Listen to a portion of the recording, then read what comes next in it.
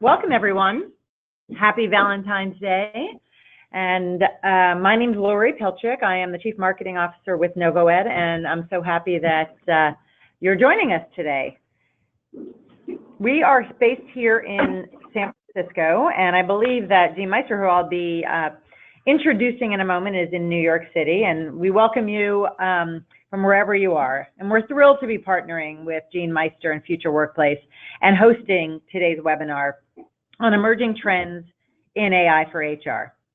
This webinar is exclusively for NovoEd customers, partners, and friends of, and we appreciate you joining us for this time together. Please join me virtually in thanking Jeanne for joining us today and sharing her wisdom and insights on this very important topic that's affecting and influencing each of our lives and careers. Given the complex and dynamic nature of this topic, we are fortunate that we are indeed an intimate group today, and we welcome your questions and interaction. With that in mind, I just want to make sure that everybody is familiar with how to interact with GoToWebinar. So you should all have a panel on your screen, and you can engage with us via chat. So it'd be great just to see that you're using it and you know how to use the chat screen. If you could just say hello or just make a little comment so that we know you're out there and we're all comfortable in how we can engage with each other. You can do it in questions.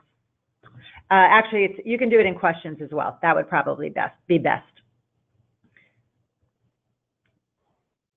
So great. Thank you, Annie.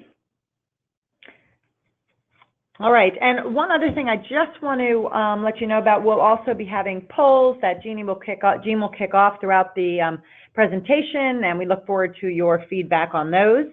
And then the last thing that I wanted to say is that this webinar will indeed be recorded, and we'll be sharing with you within the next 24 to 48 hours. So you can forward on to your colleagues or review on your own.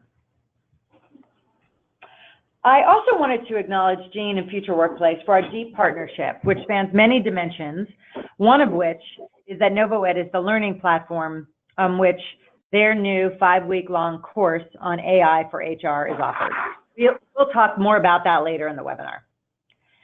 I'd now like to introduce Jeanne Meister, who will be leading our discussion on how AI can be used to reimagine people practices such as talent acquisition, new hire onboarding, learning and development, and coaching. Jeanne is a workplace visionary and activist, driving her clients to think differently about work, the future workplace, and the future workforce. She is the founding partner of Future Workplace, an HR advisory and research firm, assisting organizations in reimagining and reinventing how they operate in the future workplace. She has a deep background and extensive experience in corporate learning. She was awarded the Distinguished Contribution in Workplace Learning Award by the ATD, which was followed by the Colin Corder Award for Excellence in Workplace Learning by Learning and Performance Institute, based in the UK. Both awards are given to one executive each year, honoring their contribution and body of work in the field of workplace learning. Jeanne also founded Future Workplace Network, a consortium of nearly 50 Fortune 500 organizations, some who are represented here today, who come together both virtually and in person to discuss, debate, and share next practices on preparing for the future of work. Finally, Jeanne also contributes her thought leadership to publications including the Financial Times, Fast Company, Forbes, Harvard Business Review, HR Executive, among others. Jeanne, thank you for your contributions and your relentless commitment to the field and for leading today's discussion. With that said, I am going to hand it off to Jeanne to get started on today's discussion. Thank you, Jeanne. Thank you so much, Lori. It's a pleasure. And again, as you said, Lori, happy Valentine's Day to you and NovoEd. And I want to personally thank the NovoEd team for being such a trusted long-term partner of Future Workplace and our platform for our course using AI for HR, which we're going to get into at the end of this session. And we're going to focus on some of our research on why more learning and HR professionals are looking into how to leverage the power of artificial intelligence to make the workplace more human. That's our point of view. So a little bit about who we are. Lori has indicated that we're an HR advisory and research firm, and our mission is to prepare HR leaders and their teams for what's next in the future of work and the future workplace. And we do this with peer-to-peer learning and increasingly with a suite of online courses, of which using AI for HR is the first. So if you've been reading the media, you're probably looking at some of the same confusing headlines that I've been looking at. How could AI impact jobs? And so these are just 3 headlines that not only you might be reading, but importantly, your executives and your CEO. And they span from 2017 to 2019, starting with December 15, 2017, when the World Economic Forum said, robots are coming for you and your job, as many as 800 million of them. That's about 1/5 of the global workforce. And essentially that followed in that same article. McKinsey put a stake in the ground, and they said about 375 million workers may actually need to switch occupations. Well, for those of us in learning and development, that's really a call to action, right? And that article was followed by another one from the World Economic Forum, which said, now wait a minute, a year later, it's not that robots are going to take our jobs, but robots are actually going to create more jobs than they displace. So the next headline was that robots will displace about 75 million jobs. Forget that 800 million, right? And by 2022, about 133 million new jobs will be created. So that's about a net positive. And then finally, at the end of last year, finally someone said, well, actually, there's a lot of confusion here, and no one really knows. But what we do know is this. We do know that automation and AI is not a future trend, but it's happening now. And the issue is not how many jobs are lost and how many jobs will be gained. The issue is squarely, how can we in HR develop a leadership position for how automation and AI will enable us to work smarter? So I see the opportunity as this, right? How can AI be used to enhance the candidate and the employee experience?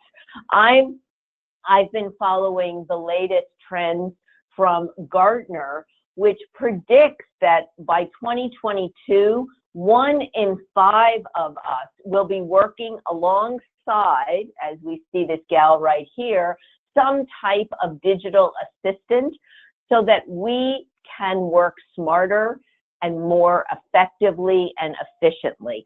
So that's really our call to action. So what's our agenda today? We're just going to go through our sort of working definition of what is AI. We're going to look at some top-line findings from Future Workplaces research study that we did called AI at Work. This was a survey of 1,300 heads of HR that was sponsored by Oracle in 2018. We're going to look at who are these HR pioneers and what are they doing to use AI for HR. And we're just going to profile 3 of them that are on our course using AI for HR. And then we're going to spend a little time looking at, so how do you go on your own journey, right? So first, our working definition. So AI is really a system that processes information and makes decisions using human intelligence. And I think it's important, as I said, it's not a future trend, it's happening now. And just think about in our personal lives, right? Machines are learning from experience. with algorithms, and think of all the predictive engines that we've come to rely on, from Netflix to Amazon to YouTube. Well, now these same predictive engines are being utilized in the workforce, and importantly in HR. So I see, if I were going to answer the question, why is AI being used in HR? Well, I think AI is really an accelerator to help us work in a more productive way, and it's essentially used to augment our business operations and our people practices, not necessarily just to automate them. So the first thing is that AI really solves some pressing business problems, right? Problems like, how do we do a better job locating and identifying hard-to-find talent? How do we decrease the time to hire? How do we personalize the learning experience? And how do we make the alignment between what the feedback is in our performance management systems and our learning and development opportunities that are served up to our employees? So first and importantly, AI is a tool, is a way to solve pressing business challenges across the employee lifecycle, from recruiting to onboarding to learning and development to performance management and to coaching. The second way AI is used is it actually helps us to identify new skill sets, right? And to find those software engineers and those individuals with STEM skills that are so desperately needed in our organizations. And third, and very importantly, AI, if used appropriately, is able to improve both the candidate and the employee experience. People have started to expect something different when they come to work. They want a more personalized experience. It's no longer one size fits all. And especially today, with sites like Glassdoor, there's a huge premium for both an improvement in the employee and the candidate experience. And then finally, AI enables HR practices to help us in making better decisions. I'm one of the co-authors of the book, The Future Workplace Experience, and we profiled IBM's journey using AI, and IBM has a patent on something called proactive retention, which is using AI to identify the risk of individual employees to leave the organization by looking at such risk factors as location, compensation, employee engagement, sentiment, even manager engagement at the aggregate level, and then using AI and analytics. This program is able to identify those at risk of leaving the organization and hopefully convince them to stay. So that's a top line of what is AI and why is there interest in using artificial intelligence for HR. So I'd like Lori to now spend a moment just to set the context and have our attendees answer a brief poll. So I'd like you to think about how far along your HR organization is in implementing AI. A, you're not yet discussing AI for HR. You recognize the potential benefits of AI for HR. C, you've initiated a formal assessment of the impact of AI for HR. D, you're in the planning stages of doing some type of pilot. Or E, you're actively deploying AI for HR. So Lori, based on your conversations with your clients, how do you think this is going to net out? Interesting, and I'm curious to know what the audience has to say. I quite frankly, I think when I've had these discussions, I've been surprised at actually the range. Because going into this, I would have thought folks were actually not that far along, but I've been surprised that some are further along in the AI for HR journey than I would have expected. And doing things like you had mentioned in terms of, I've seen some amazing technologies in terms of personalizing the recruiting and onboarding experience that have just fascinated me. So I guess I would say I'm expecting quite a distribution across these different responses. And should we go ahead and launch the poll? Yeah, I would say let's launch the poll, and please be sure to answer the question, and then we're going to share what our research results have said with the report AI at Work, our study. So how far along is your organization in implementing AI? Not yet discussing it. We recognize the benefits. We're doing some kind of assessment. We're in the planning stages, or we're actively deploying it. So be sure to just check one of those and submit your answer right now. So thank you very much. And we're now, we see the poll is in progress, and it's interesting. We have right now, Lori, about 40%. Nope, I guess it's shifting. I know, it is shifting around here. Yeah, all right. Yeah, absolutely. All right, well, so let's reveal the responses, shall we? Yes, let's definitely reveal them. Okay, so yeah, so we have, interestingly, 33% not yet discussing it, another 33 evenly split, recognize the benefits. A few people have an assessment, and a very few are in the pilot stages, and no one's actively deploying it. So let's do a quick look at what did our results show us. Well, it's interesting how similar the results were from our study, our Oracle study, AI at Work. We find that there's only, and this was actually conducted in June of 2018. And we will be doing this again, but in June of 2018, we had only 6% actively deploying AI in the workplace, and we're going to see in a moment where they were deploying it. But these results are fairly typical to this small sample here on the webinar, which is 33%, almost exactly what we've said, are not even discussing it.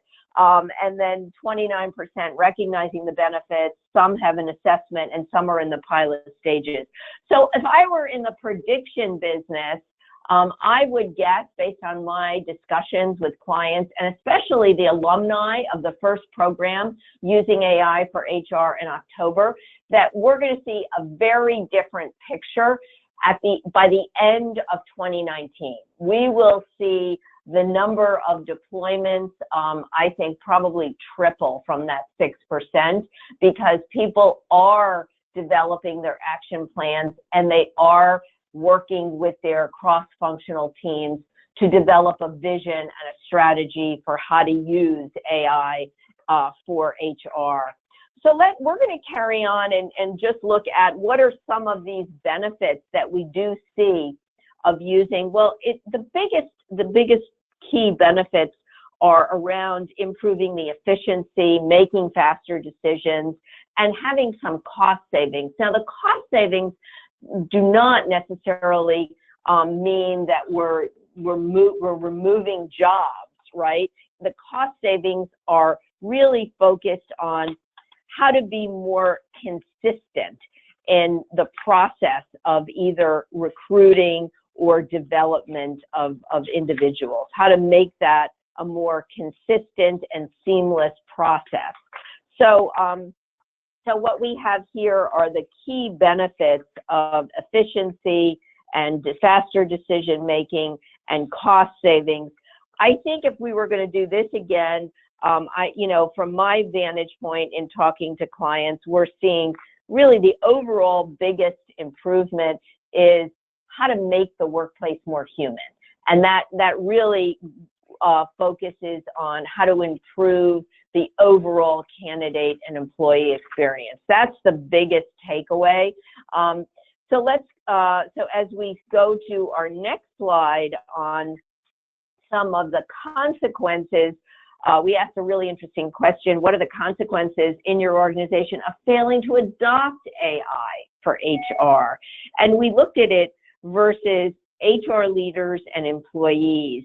And you can see how HR leaders are really beginning to see, to identify a lot of the routine functions that could be automated. And they're beginning to see, actually, if we don't adopt AI, we really think we're not going to be as productive and efficient in doing our jobs and providing value to the organization. And importantly, we may not have a relevant skill set for the future, and that could even impact our jobs. It's interesting that last, in terms of if you feel you're going to lose your job if you don't have the skills for AI, it's actually more pronounced in the HR function than in employees across the board. So let's just take a deep dive on when we said earlier, AI is the real value of using AI for HR is that it really is solves some pressing business problems and enables HR organizations to deliver new insights and services at scale without increasing headcount or cost. But so let's look at what are some of those issues if you think across the employee life cycle. So the next poll, Lori, if we can please launch this one right now, I appreciate it. Which business problem has the most potential for AI in your organization? And we can just launch that. Is it recruiting, onboarding, learning and development, coaching, or other? So think about, as you think about what, ask yourself some questions. For example, think about what things would be better if they were done 24/7. Another question, what would be better if it were done at scale? Or a third one, what would benefit from greater consistency delivered to the employee and the candidate? So when you think of those questions, what are the areas in the employee life cycle that are best suited for using AI for HR early on? Okay, we're still waiting for a few more people to vote. So Lori, what's your read as you're out there talking with chief learning officers and chief talent officers?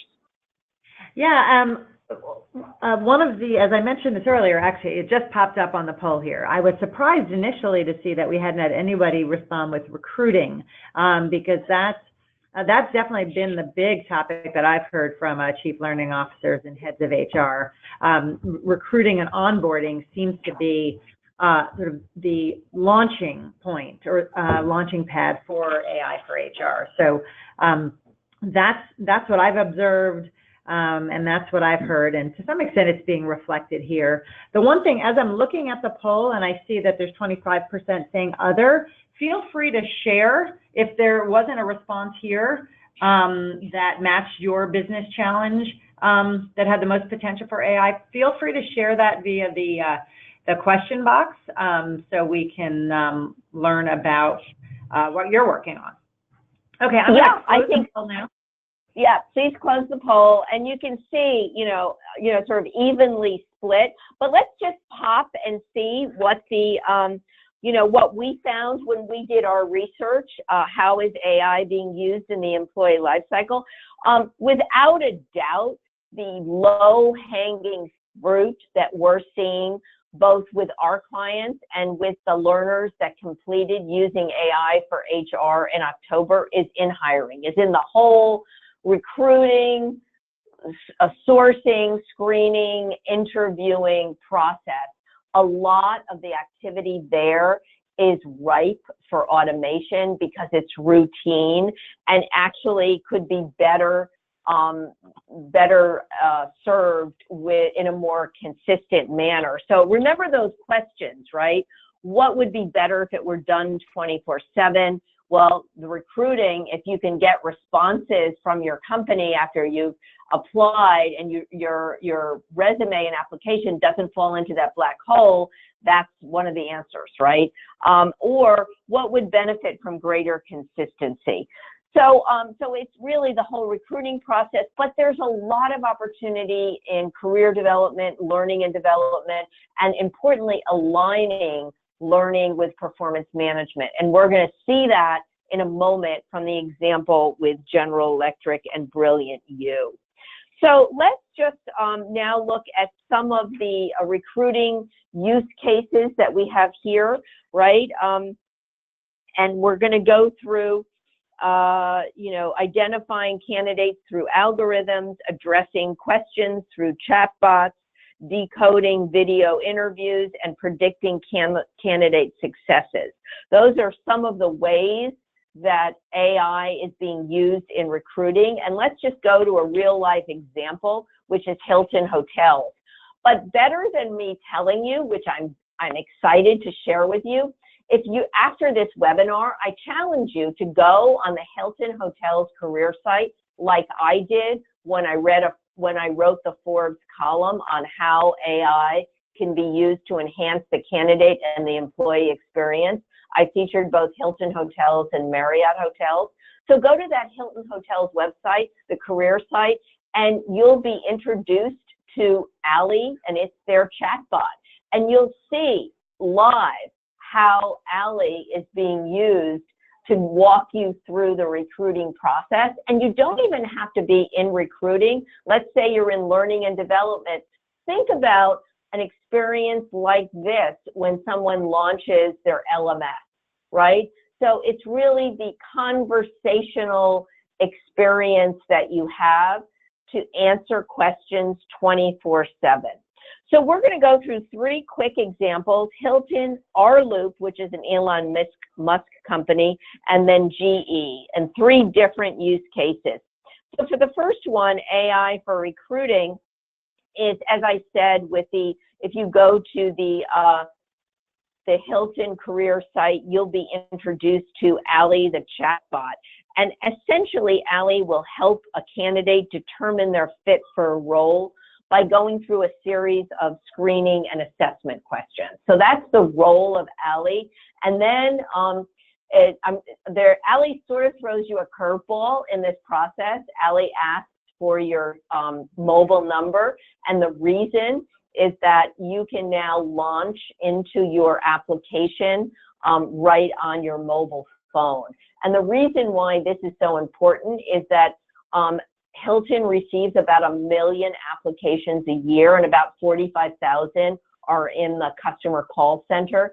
And a lot of the folks applying don't have a laptop, right? And they do all their business on their mobile smartphone.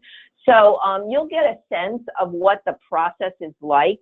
The results have been quite impressive from, and I think part of it is Allie has been used as a application by Hilton, and since 2015. So Hilton was a very early adopter in using artificial intelligence, and they've experienced 94% candidate engagement, 85% more offers per recruiter per week, and a faster way to identify top candidates. The other benefit that Hilton has received here is one, to increase the diversity of the talent pool. But when you talk to the chief of talent acquisition, Sarah Smart, she makes the point that AI is a tool to help recruiters streamline the hiring process, but it never makes the final decision about hiring. So remember that slide up front with the gal working side by side with her digital assistant? This is really the story in recruiting, right? AI is an important tool to increase the productivity of recruiters, to increase the speed to hire, but the actual decision comes from the human recruiter. So the other use case, which is really worth noting, is Unilever. And Unilever is another early adopter here. And they're using, they've partnered with a company called Primetrics, which is a specialist recruiting, and they make essentially games. And I actually have the Primetrics app on my phone because I wanted to see what kind of games. And as a candidate, you're asked to play a series of games that test your aptitude, your logic, your reasoning, and your appetite for risk. And then this is just one of a whole series of experiences that you have, which culminates in a video interview where you're asked the same set of questions, and you go through an interview, and then at some point you're recommended to see a human recruiter based on going through the gaming process and based on going through the video interview. But essentially, you know, the Unilever experience is the same as Hilton, is that these tools are only used to identify those that have the right set of skills, competencies, and achievements that will make for the ideal fit for whatever job the individual is applying for. So hey, Jeanne, the next, yeah. Jeanne, there's a question coming in from our group that this person is curious to know about the comment you made about how they achieved greater diversity. And were you referring to demographics, and what were you referring to? And if it was sort of diversity and demographics and other, can you speak more to what you think drove that or enabled that? Yes, I can. I was really fortunate to be on a CBS News segment called Beat the Bot, myself and the global head of talent acquisition, Sarah Smart from CBS, and they interviewed a candidate from Hilton Hotels that had been through the process, the early screening process with Ali. And the CBS reporter asked the individual, how did you feel about going through this process? You know, early on, you didn't really see a human, you were just answering a bunch of questions online.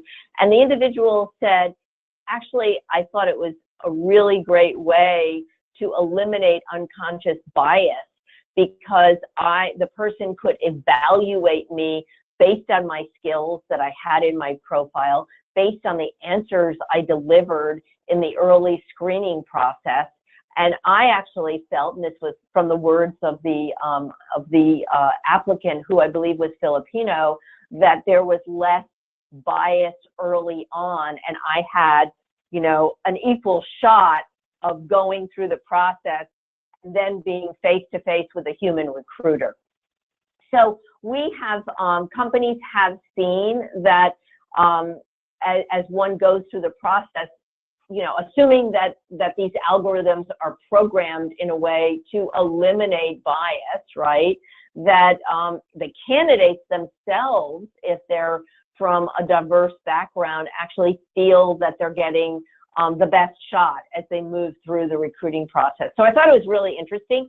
So you just search CBS News, Beat the Bot, and you'll finally get a chance to see me live and see this person share their experience of going through the Hilton Hotel interview process with Ali the bot. So we're going to move on because we do want to get to that learning and development example here. We're going to go to the R-Loop example. R-Loop is one of the Elon Musk companies that's developing the Hyperloop underground tunnel. And essentially, R-Loop is about 2,000 employees. About 90% of them are virtual. So their business problem was they had to increase the efficiency and the effectiveness of new hire onboarding in a situation where everybody was, you know, so many people were working virtually. And so what, you know, their issue was, how do they answer the same set of frequently asked questions that a new hire has in a consistent manner? And these are just some of the questions that that they were able to address with their bot, which is named Tala. And Tala is a very customized bot that deals with new hire onboarding. And so think of that question I asked earlier, what things would be better if they were done 24/7 and at scale? Well, this is one answer to that question, using an AI solution for all those frequently asked questions. And the way that our loop went through the process here is that they took an inventory, right, of what all these questions were, and then they were able to answer them, and they're constantly learning from what new questions are being asked, so they're refreshing this.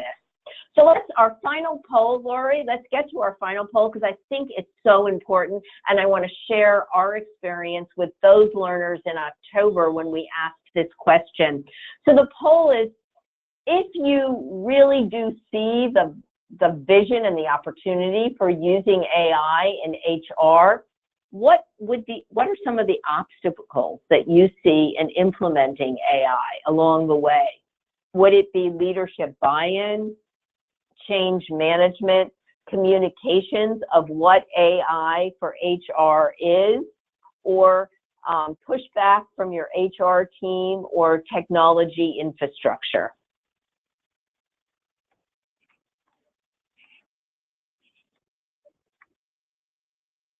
So Lori, what do we think? Interesting. Well, I was, I'm very curious. I mean, what your perspective actually is, pushback from HR, which actually maybe isn't so surprising. So, and change management. This is one of the questions I had for you, and I think I saw coming up here from one of our participants is, this is a huge change management exercise. I'm actually surprised it's so evenly distributed here. You had mentioned something earlier about the biggest benefit is that it makes the biggest benefit of HR is that it's more human. But I'm wondering if that is approached with skepticism as you roll this out. So anyway, interesting to me. I'm actually maybe I'm not surprised that it's so evenly distributed. I might have thought that change management would have popped a little bit higher. Yeah, exactly. So let's take a look. Yeah, I think that, so I'm going to say something that's going to shock everyone, which is actually one of the biggest obstacles is what we had 0% for. So one of the biggest obstacles is communicating what AI for HR is and how it will really impact solving business problems, doing a better job attracting employees, improving the candidate experience, improving decision-making in HR, and even using budgets more effectively. If you don't communicate what it is and why you want to do it and the business problem you're going to solve, in a sense, you're not going to get leadership buy-in. You may not have a chance for even to talk about a change management program because you won't have buy-in. You're going to get pushback from your HR team because they're not going to understand. They're going to be fearful of their jobs. Remember that slide where we asked, if you don't adopt AI in your organization, what will the impact be? And actually there was more fear of job loss among the HR team than the employee population as a whole. So when I've asked this question to other live groups, and we asked this in our course, what we found was leadership buy-in was like the number one, but closely behind that really was communication of what is it that we're dealing with, and some bit of pushback from the team where individuals are asking themselves, what does it mean for my job? What new skills do I have to develop? And will the organization provide the time and the funding and the resources for me to upskill? So let's go through and we'll show you in our course, when we asked this question, these were some of the big areas, right? It was pushback, not necessarily in order, but pushback, leadership buy-in, pushback, and communications were really the top three. And once you go on the journey, you're quickly going to get head-to-head with a lack of alignment with your current infrastructure, right? Because now that you have a vision and you're going to be investing in some sort of AI solution, how is this going to be integrated with your other technology investments? And so that's why one of the key parts of our engagement with companies is to not only develop a business plan and a strategy for using AI for HR, but importantly to decide who are you going to take along on your journey. This isn't an HR issue, it's a business issue. And who you take along on the journey, you really have to include a very wide umbrella, which of course includes many different aspects of HR, learning, talent acquisition, but importantly, your IT team and your finance team and your legal team and your communications team, right? So we have a little time left. I want to have this opportunity to share with you some of the exciting things we're doing with NovoEd, because NovoEd is our preferred platform for our course using AI for HR. So our vision, we took a poll of our clients. As Lori mentioned, we have a consortium called the Future Workplace Network. It's 50 organizations. Many of them are on this webinar today that we convene and meet with and work with on a yearly basis. And our survey last year was identify the top issue you're struggling with between now and 2020, and AI was the top of the list. And so with that mandate, we created a 5-week online course with the goal of engaging cross-functional teams of HR professionals and other key stakeholders to lead and shape a journey for how to use AI for HR. So that's our vision for this course. And essentially, the course has a number of key attributes. We then went out and identified 12 video case studies of how to use AI for HR across the life cycle. We started in recruiting, and each of the areas has 3 companies, 3 case studies. Companies that are involved are IBM, Intel, General Electric, TIAA, Hilton Hotels, companies that are sharing in a 3-minute video why they went on the AI for HR journey, how they did this, how they created the urgency for this, and what some of their metrics were. And on the other side of this screen is really the home page of getting started. This is actually the first module, right? And each of the 5 modules helps you to prepare for the journey. You then have content. We've identified curated articles, research, white papers, podcasts. We have some questions. We worked heavily with the NovoEd instructional design team to create an engaging experience. We have some organizations that have sent as many as 30 team members from their company that represented cross functions, from IT to HR to recruiting to learning and development, so they could come together and develop an action plan for what was their shared vision and how were they going to present this to their business stakeholders. So the course culminates in an action plan, which is presented on the course gallery, and your other learners give you input and tips and their suggestions for how to move this forward. And then finally, you get a digital badge and 8 SHRM and HRCI recertification credits. So we're really proud to be doing this in partnership with NovoEd. And if I were going to sort of sum up, you know, how to, you know, why this is important, we think that this journey is important because understanding how to use AI for HR will really set you apart from others in HR and really add to your credentials. So that last slide is a question, is a statement from a very interesting Harvard Business Review article called The Business of AI, and it's really true for any business leader. Over the next decade, AI won't replace managers, but managers who use AI will replace those who don't.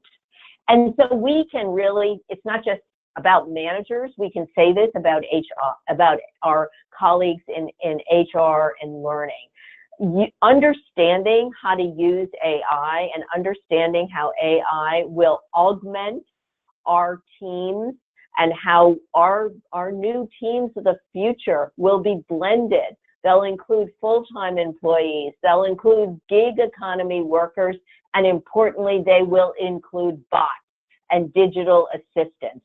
And understanding how to work with all of them, this new blended workforce will set you apart from others in the HR profession, and I believe will be a competitive advantage for your organization. So Lori, I want to thank you. Do you have any questions that you want to ask? I do. I'm surprised I actually haven't asked you this when we've spoken one-on-one, but it's a question about the course. I know this is the second time the course has been run, or February 18th is the start date for the second course. Is there anything that you learned from the first course, any sort of surprising learnings or takeaways that led you to make modifications to the second course? Oh, that's a good question. Well, first of all, yes, we have a great question early on in the course about dreams and nightmares, and I'm not going to spoil, I don't want to, you know, spoiler alert, it's a really great and engaging way to get going in the course. And we did an extensive both online survey, and I personally conducted probably about 15 one-on-one interviews with learners that completed the course. And we've made some changes by not, you know, with those video interviews, those 12 HR pioneers that do their 3-minute interviews, in a number of cases, about a half a dozen, we've supplemented that with a detailed 1,000-word Q&A that I've conducted with these HR pioneers to really go deeper into the why they went on this journey, the hurdles they uncovered along the way, how they sold their business case to their stakeholders, and what their dreams are for the future in using AI for HR. So we went deeper with some of these pioneers that, while the videos are an engaging way to get the overview and you get the, you know, the gist of why they did it and what they did and how they are going to, what are some of the metrics, but I went under the covers with a number of those. And so we're continuing to improve and add deeper content. That's what I think is missing. And you know, from, you know, and that's how we've improved it. And we also have a new AI white paper that we're adding to the mix as well. So this is such an Right. exciting topic. There's endless ways to continuously improve, and I am personally passionate about it and will continuously improve it. That's great. Thanks, Jeanne. And I'm excited to see that additional content. And I think just hearing the more content that you're adding around from those who are pioneers in the field is going to add so much value to the course experience. So that's great to hear. And I just want to make sure, on the previous slide, we referred to preferred pricing for NovoEd, so I want to talk a little bit about that, but mostly I wanted to thank those of you who have spent the last 50 or so minutes with us. We know that your time is valuable, but you obviously think that this topic is extremely important, as do we. So thank you for sharing an hour of your day with us. We greatly appreciate it. And Jeanne, thank you so much for the sort of honor of having this partnership with you and the privilege of spending the past hour with you. And I'm always learning something new when I hear from you. So thank you so, so much. I just wanted, if anybody has any questions about the course or anything for that matter, at the beginning of the deck, Jeanne had provided her contact information. We will again be sending out a recording with the slides. And if you have any questions, you can reach out to your AE or your customer success manager from NovoEd, or again, my contact information is at the beginning, or the generic contact information here. Again, the AI for HR course is starting on Monday, and we've had a promo code that you can use to register. There's a Valentine's Day offer that will last through Sunday, in which you can now get $150 off of the course, I believe, making it $349 for this 5-week course. We had really, really, really great feedback on the first course, so I think it would be well worth your investment of time. But with all of that said, thank you again. And we look forward to hearing from you, and you will receive a recording. And thank you again, Jeanne. You're welcome, and thank you, Lori, and thank you to the entire NovoEd team. And if you have any other questions on the course, if you go to the site using AI for #4HR, there's an FAQ section on the site, so that might answer some of your other questions. And I look forward to seeing as many of you online as possible on Monday, February 18th. Thank you, and have a happy Valentine's Day.